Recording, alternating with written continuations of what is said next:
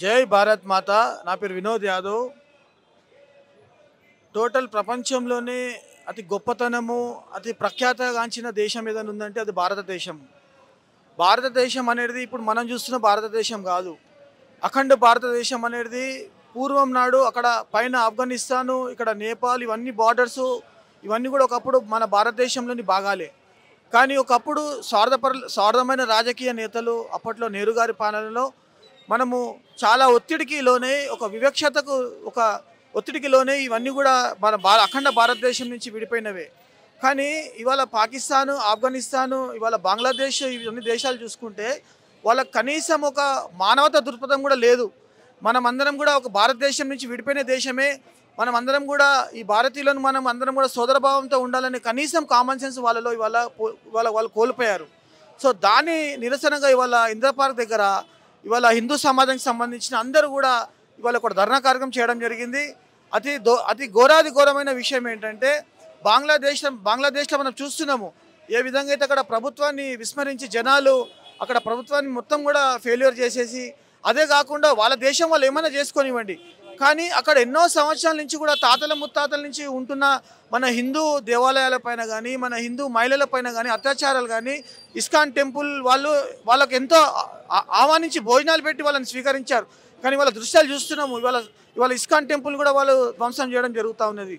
ఇవాళ హిందుస్థాన్, భారతదేశం అనేది మనకు ఎవరో పెట్టింది కాదు.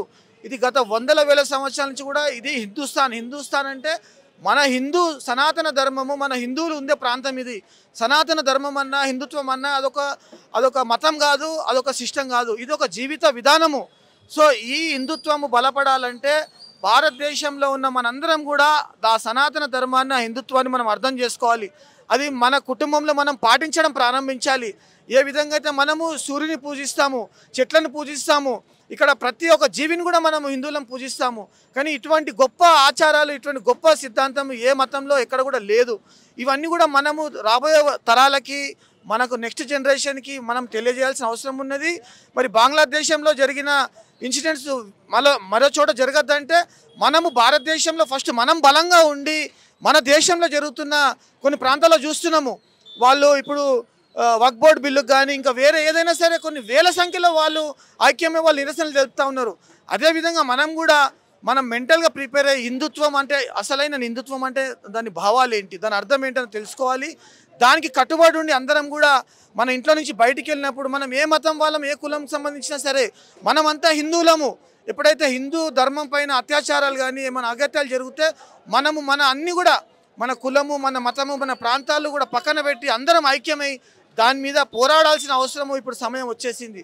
కాకపోతే ఇప్పుడు ఒక సందర్శించాల్సిన విషయం ఏంటంటే గత 2014 తర్వాత దేశంలో జరుగుతున్న ఎదుగుదల కానీ, దేశంలో జరుగుతున్న మార్పులు కానీ అవన్నీ కూడా మన హిందువులకు అందరికీ ఒక శుభ సంకేతంగా మనం తీసుకోవచ్చు. అది సరిపోదు, ఇంకా మనము అందరం కూడా సంఘటితం కావాల్సిన అవసరం ఉన్నది. ఇటువంటి పోరాటాలు హిందూ ధర్మం పైన, హిందువుల పైన, మహిళల పైన ఎవరైనా ఎటువంటి అత్యాచారాలు, దుర్వ్యసనాలు చేసినా సరే దాని మీద పోరాడాల్సిన సమయం వచ్చింది. కాబట్టి హిందువులం అందరము ఐక్యంగా ఉండాల్సిన సమయం వచ్చేసింది. భారత్ మాతాకి జై.